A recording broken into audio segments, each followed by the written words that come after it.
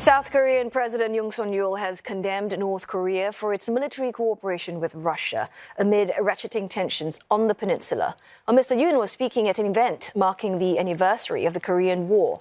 The conflict began in 1950, eventually involving 20 other nations and claimed millions of lives. And the two sides are still in a technical state of war. North Korean leader Kim Jong-un and Russian President Vladimir Putin recently signed a major defense pact, which includes a pledge to come to each other's aid if attacked. In his speech, Mr. Yoon denounced the move, saying that Seoul will stand ready to respond to any provocations. This comes ahead of trilateral drills between South Korea, the United States, and Japan. 지난주에는 우크라이나 전쟁을 일으킨 러시아와 포괄적 전략적 동반자 관계에 관한 조약을 맺고 유엔 안보리 결의를 정면으로 위반하는 군사 경제적 협력 강화마저 약속했습니다. 역사의 진보에 역행하는 시대착오적 행동이 아닐 수 없습니다. The tensions have escalated recently, with the North again sending hundreds of trash-filled balloons across the border. Seoul has fully suspended a military deal with Pyongyang and working to resume its propaganda broadcasts across the border.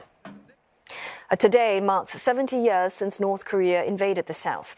And while an armistice was signed in 1953 to end the conflict, a peace treaty was never signed, leaving tens of thousands of South Korean soldiers in captivity in Pyongyang.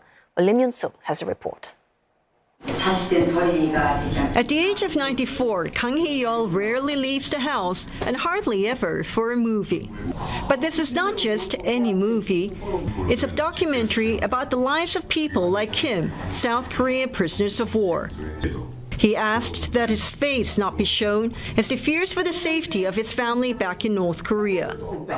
Mr. Kang was only 18 when he joined the army in March 1951, following the outbreak of the Korean War in 1950. About 2 months later, he was captured by the North Koreans. 이렇게 가지도 오지도 못하게 꼭 붙들어놓고 꼬리 없는 소처럼 일만 밤낮 시킵니다. 이렇게 절당 없는 감옥살이를 한 50년 동안 했습니다. For decades, he worked at coal mines and farms, waiting to go home. And in 2000, he and his fellow prisoners of war thought that moment had come. When they heard that for the first time ever, a South Korean leader was traveling to Pyongyang for a summit with then North Korean leader Kim Jong-il. But their plight was set aside as the leaders sought reconciliation. 대통령이 왔기 때문에 이번 회담에선 우리를 데려가지 하고 이렇게 마음 먹고 있었는데 국군 보러 송화할 때는 말 한마디 안 했답니다. 이젠 틀렸구나. 죽어도 고향 가서 죽어야 된다. Losing all hope that the South Korean government would save him, he plotted his own escape and crossed the Tumen River, separating North Korea and China. In 2009, he set foot in South Korea for the first time in 58 years. North Korea sent about 8,000 South Korean soldiers home following the signing of the armistice in July 1953. It says all prisoners of war were returned. But South Korea believes about 82,000 of its soldiers went missing in the north. 80 South Korean prisoners of war have since escaped North Korea on their own and come home, though only 9 are still alive. More than 250 families of prisoners of war have also managed to flee the north. Among them is Son Myung-ha, chairperson of the Korean War POW Family Association. She says she still remembers her father telling her stories about his life in the South. 아버지 군번하고 K11은 제가 머리에다 엮고 그래 메모를 하자니까 아버지는 메모를 하면 안 된다. 이 메모지가 보이부에 어떻게 잘못되면 너는 죽는다. 그래서 그걸 평생 외우고 살았죠. 제가 할머니 이름 이순이 뭐 할아버지 이름 통일이 되면 꼭 고향에 가라 하고 아버지 고향 번지수까지 알려줬잖아요. Her father was a South Korean soldier from Kimhae, about 18 kilometers away from Busan. He was captured and forced to work in coal mines and a logging factory for decades. He died of cancer in 1984. Ms. Son says he asked that his remains be buried in South Korea. Remembering her father's wish, she defected in 2005. And with the help of her siblings in North Korea and a broker, she brought her father's remains out of the north. He was finally buried at the Daejeon National Cemetery in 2015. 언론에 공개 대무를 해서 북한에 살아있는 형제들은 세 사람을 정치범에 다 보냈어요. 사실 산 사람하고 아버지 유골하고 바꿨다는 게 그게 허망하지 않아요. 국군포로 인권을 알리고 국군포로 문제를 내가 부각시키고. She says many families of prisoners of war are still fighting for their fathers to be recognized by the South Korean government for their service to the country. Prisoners of war who never returned are marked as missing, assumed dead, and not honored as war heroes. This Garden of 3 Forget-Me-Not Blossoms was recently unveiled to raise awareness of South Koreans who were abducted, detained, or held as prisoners of war by North Korea. But experts say much more needs to be done. South Korea appears to have largely forgotten about the men who fought in the Korean War and were captured by the North Koreans. 3 South Korean presidents have met North Korean leaders, but the issue of prisoner of war was never on the agenda. Lim Yang-seok, CNA, Seoul. And for more, let's bring in Yoon-suk herself in Seoul and Gordon Kang, senior analyst at the S. Rajaratnam School of International Studies in Nanyang Technological University. Well, first to you, Yoon-suk. I mean, it was heartbreaking listening to stories from the prisoners of war like Kang Yi-hol there, who suffered greatly at the hands of the North Korean regime. I mean, I can't even begin to explain or understand what is the emotional toll of these individuals, their families, and how do they find ways to cope? You know, Telly, I don't think we will ever understand, what they had to go through or can even imagine what they went through while they were in North Korea, because you do hear lots of stories about the torture and abuses.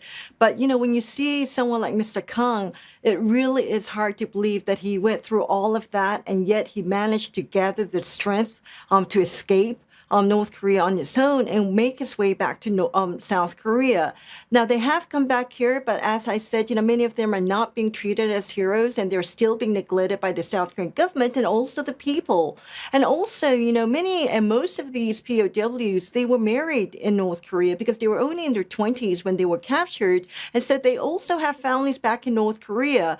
Mr. Kang was saying that, after his wife passed away, when he wanted to come back to South Korea, he first sought permission from his son, because only after his son gave him permission to do so, he decided to defect, because he and his family know that once the North Korean government finds out that he's missing, his family will have to suffer the consequences. And that's why when we interviewed him, he didn't want his face shown.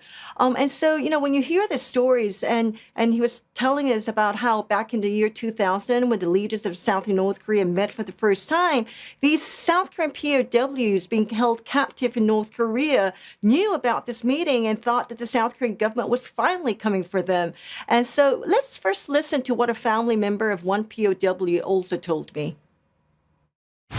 김대중 대통령이 북한에 갔을 적에 모든 사람, 그때 당시에는 집집마다 TV가 좀 없었어요.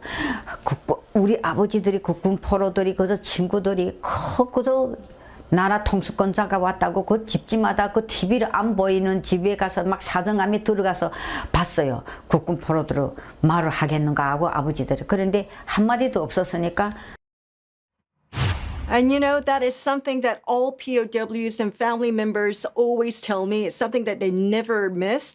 Because, and even, you know, after that summit meeting in September 2000, about 3 months after that summit, South Korea sent back to North Korea 63 North Korean prisoners of war. I mean, I remember covering that story. They crossed the Truth village of Panmunjom over to the North Korean side where they were hailed as heroes, but there were no South Korean POWs coming back home, and all the POWs who have done so, and about 80 of them, did so on their own.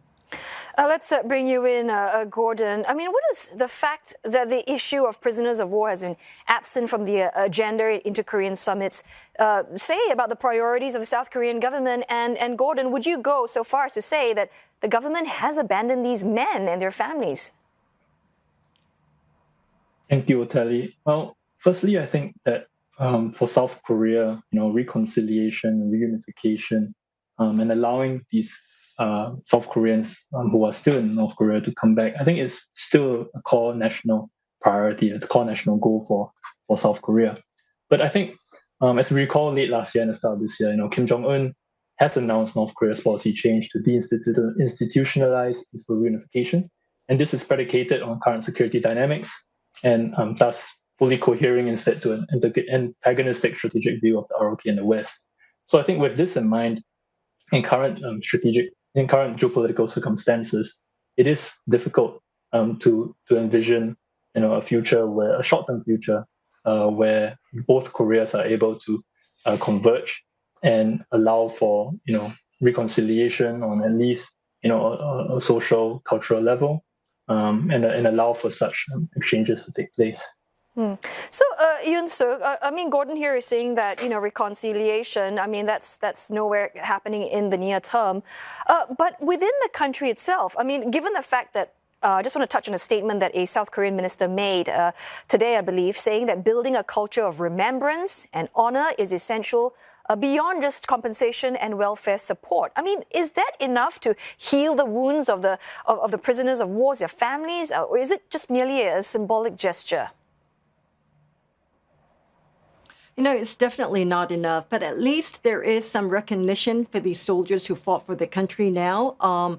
You know, for many decades here in South Korea, especially under the liberal governments, leaders who wanted to reconcile and engage with North Korea, these POWs were forgotten and not even given any mention at all here in South Korea. But now, under the conservative government, and especially the Unification Ministry, there have been lots of events, especially this month, to raise the awareness of these POWs, but also South Koreans who've been abducted by North Korea and are still being held captive in North Korea.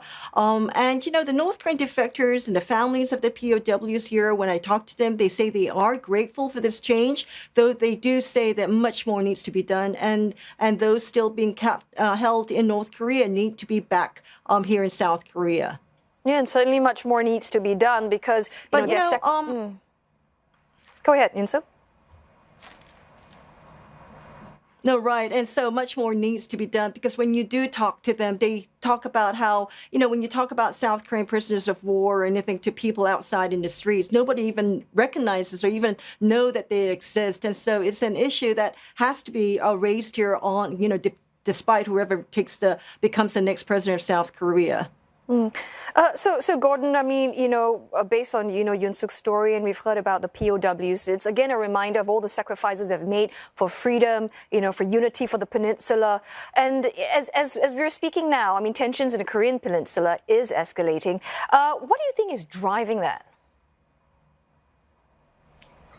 Well, I think, firstly, it's important to contextualize that, you know, Putin's visit to North Korea as within, you know, the convergence of its national interests of Russia's invasion of Ukraine. So recent months has seen Russia manage to regain some momentum as Ukraine faces kind of greater uncertainty regarding long-term support it can possibly receive from the US. And we can recall that President Zelensky was only just recently in Singapore for the Shangri-La Dialogue and recently hosted the Peace Summit in Geneva as well. So it's likely, I think, that Putin's visit to North Korea, the timing of this visit was intended to mitigate, you know, to overshadow and to recast into doubt the positive momentum that Ukraine has sought to generate, you know, over the past few months. But I think more broadly as well, it's important to contextualize that in North Korea's actions as within the broader aim of resetting its approach, towards its relations with South Korea, and more specifically regarding its policy change to deinstitutionalize peaceful reunification as a core goal. So in doing so, a consistent theme North Korea sought to strengthen its perception of its actions as defensive in nature, in their view, forced by Western actions on the Korean Peninsula. So I think these recent, developments are on North Korea's part, specific actions intended to symbolize a retaliation and, importantly, embellish the political narrative of the West as the main provocateur of tensions, and perceivably leaving North Korea with little options but to respond as it believes is appropriate. Gordon, I also want to talk about North Korea's growing ties with China, as you've mentioned. Just very quickly, tell us, does China see this development as a threat to its own interests in the region? Well, I think for China and I think for ROK's view towards China, for regional view towards China, there is an understanding that their interests are not wholly misaligned regarding the Korean Peninsula. China and Russia may share a similar worldview in envisioning a diminished influence of the West, but I think both sides are working with different limitations and motivations. And I think, importantly, there are different interpretations of what constitutes that end. So, again, for Russia, its invasion of Ukraine is its key objective. But for China, it has its own domestic issues as well, and strategic priorities in East Asia. And so there are limitations as to how closely they can practically cohere with Russia or North Korea in their opposition towards the West. And their combined efforts to undermine and break the current international order for their national interests. So it is not surprising, I think, that China has been relatively measured and balanced in its response thus far. Right. Thanks so very much for your time and your insights. Gordon Kang, Senior Analyst with S. Rajaratnam School of International Studies, as well as CNA's Senior Correspondent Lim Yun Suk in Seoul.